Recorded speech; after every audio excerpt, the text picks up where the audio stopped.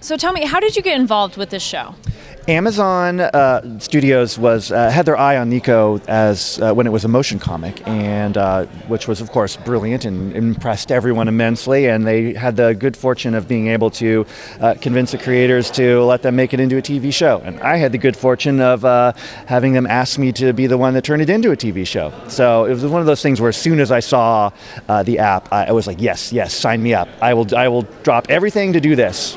Was there something in particular that stood out to you that you wanted to work on this project so much? Well, there really isn't a genuine fantasy adventure for kids right now. I mean, not since, the days of Avatar or Korra, so it's like shows like that. So we really are sort of following in that legacy in a lot of ways.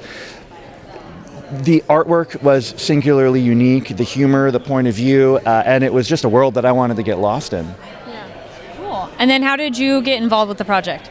Well, we auditioned and we got pulled on board with the show, and I play Lyra, this little cutie here, and it's just such a fun show, and it's got so much action and adventure, but a lot of heart to it as well. It's really unique.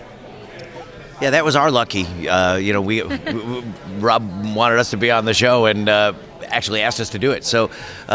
It's really a great show. Mandoc is my guy, that little dude down there. Funny character, sort of, brave when the chips are down, but never really too eager to go into danger.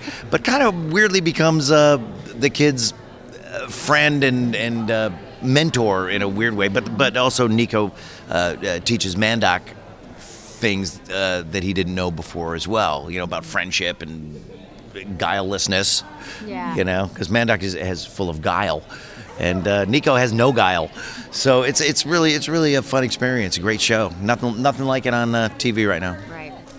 Now, how did you find the voices for these characters? Did you come up with it, or was there guidance from the executive side? It kind of clicked pretty early on.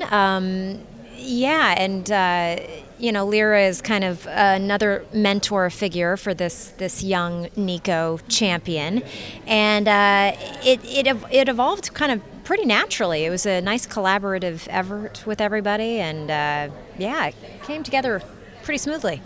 Yeah, it's definitely an ensemble show. It's a Fellowship of the Sword, and every character is really interesting and different, and there's all kinds of alien races and cultures in the show, and a lot of it is virtually, like I was saying, unlike anything that you see, especially for kids nowadays. So it's really exciting, full-blooded adventure, although not bloody, but like zesty adventure that takes the adventure serious, and the humor's funny, and the monsters are cool, and the friendship is real. It's really got so much going for it. I can't wait for people to see it.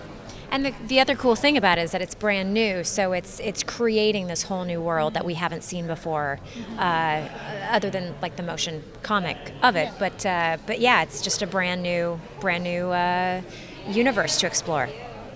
What was one of your favorite moments while the show was coming about, either with the voice acting or the animation? We did a musical. And I have always wanted to do a musical. And I'm usually sort of the swords and explosion writer guy. So you typically don't see musical numbers in swords, capes, and explosions shows. So we got to do one.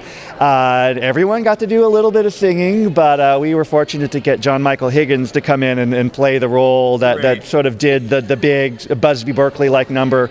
He's the Shrimp King, and of course the Shrimp Kingdom. So it was really quite a fun thing. And our composer Stephen Barton did just a fantastic job writing the music for the lyrics that we came up with, and so that to me was probably the highlight of the season 1 so far.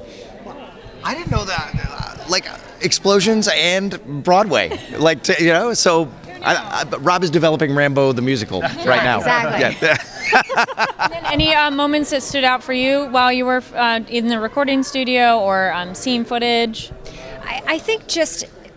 It's such a well-rounded show, and we do these crazy characters, and there's a lot of humor and everything, and then you'll get to a part of the script that has so much heart and is so poignant that I think that's what makes this show so special. Is you're in the studio and you're like, oh my gosh, I really care about these characters. Mm-hmm. Yeah, I mean, when I'm not staring at Kari in a creepy way that makes her uncomfortable. It's fun to dig deep into the character.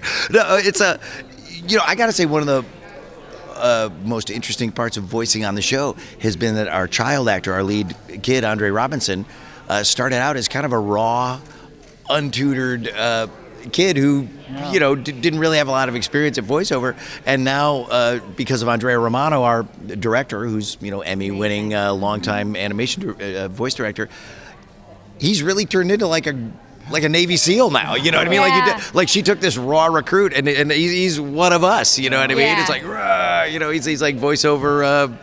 Voiceover Delta Force now. He's awesome. Awesome. Wonderful. Thank you so much. I'm looking forward to watching it. Thank you.